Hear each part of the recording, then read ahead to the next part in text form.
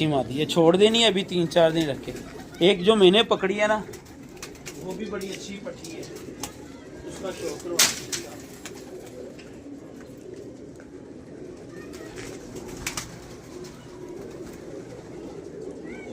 बड़ी खज्जल खुआरी काटी हुई है इसने। मैं ऊपर आया हूँ, ये बैठी हुई है, जब मैंने इसको उठाया है एंगल वगैरह को तो ये उड़ गई है। ये बड़ा खज्जल होके फिर दोबारा आ गई है। चेक करो जी, शौक करो।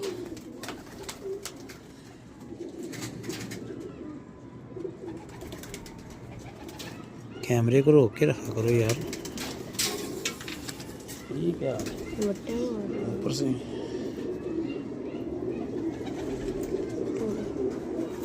बटी ये भी अच्छी है इसरैन, और उड़ाएंगे अल्लाह के हुक्म से इसको।